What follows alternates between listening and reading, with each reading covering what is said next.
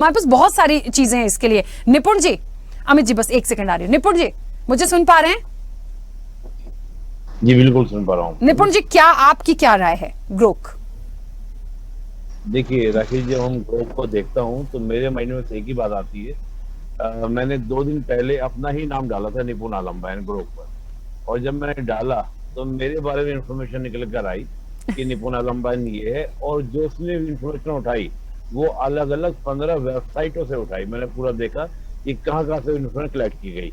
ये 15 वेबसाइटों से जो कलेक्शन हुआ, ये मात्र कुछ ही सेकंडों में, वो मिनट भी नहीं लगी। तो ये है ग्रोक। अब हुआ ये है कि इन 15 वेबसाइटों पे जो मेरे बारे में लिखा था, उसने उसी नाम को अपने सर्वर में डाला होगा ग्रोक ने, और डालने के बाद मेरे नाम के संदर्भ में जो जानकारी थी वो एक सीक्वेंस में मेरे सामने फ्लो होती है।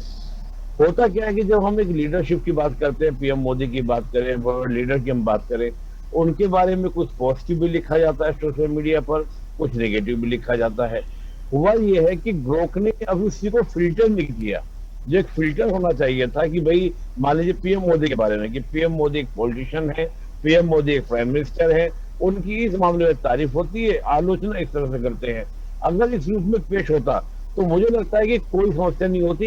एक पर्सनैलिटी का, जैसे हम लोग देखते हैं कि एक सही जो आकलन होता है, आलोचना ये कर दे तो उसका इम्पैक्ट नहीं पड़ता। लेकिन जिस प्रकार के जवाब आ रहे हैं, और वो भी अब शब्दों के साथ, तो मैं अगर बात करता हूँ भारत के संविधान के आर्टिकल 19(1)(a) की, वो हमको वाक व्यक्ति की आजादी देता है, हमको विचार करने की, पढ़ने की सब आजादी देता है। लेकिन वही आर्टिकल 19(2) उसको प्रतिबंध लगाता है कि आपका कोई भी व्यवहार ऐसा ना हो कि सदाचार, शिष्टाचार, लोक व्यवस्था, जो आप अभी थोड़ी देर पहले कह रही थी राखी जी, कि कभी दंगे हो जाए, तमाम तरह की बातें से बहुत सारे इश्यूज रहते हैं।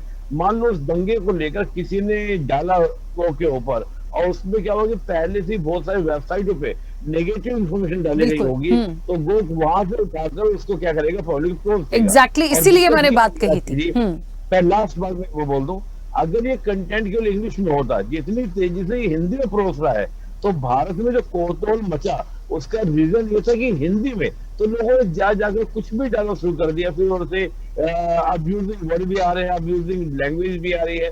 तो मुझे लगता है कि देखिए, आपको अभिव्यक्ति की आजादी है, तकनीक से हमें दूर नहीं जाना है। जो पवन जी वैसा बोल रहे हैं, बिल्कुल सही बोल रहे थे, तकनीक हमें चाहिए, लेकिन हमें ये भी देखना है ना कि वो तकनीक हार्मफुल है या यूजफुल है।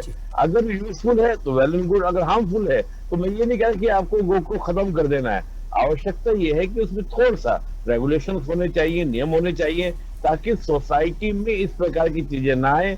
आप और हम तो बड़े हैं, समझदार हैं, पढ़ रहे, पढ़ा रहे हैं, सब कुछ कर रहे हैं, लेकिन एक 10 साल का युवा, 12 साल का, 15 साल का युवा, 16 साल का युवा, उस पर क्या इम्पैक्ट पड़ेगा इस तरह की इन्फॉर्मेशन का, जो सोनिया गांधी जी के बारे में लिखा गया। मैं तमाम तरह का सर्च कीजिए, आपको बहुत सारी चीजें ऐसी मिलेंगी जिसको देखकर दिमाग धना जाएगा।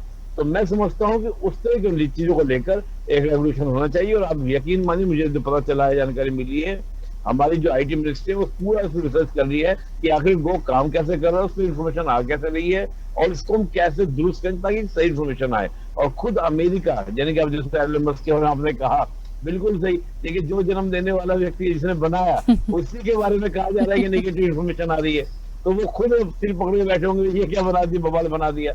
हाँ, यहाँ पे मैं एक बात और कहूंगा, एलन मस्क ने जो बात कही थी कि मैं एक ऐसा एआई टूल बनाऊंगा जिस पर फ्रीडम होगी पूरी तरह, कोई किसी तरह का लिमिटेशंस नहीं होगी, कोई प्रोविजंस नहीं होंगे, कोई कंट्रोल नहीं होगा। तो उन्होंने बनाया, तो उसका नेगेटिव इम्पैक्ट भी सामने दिख रहा है।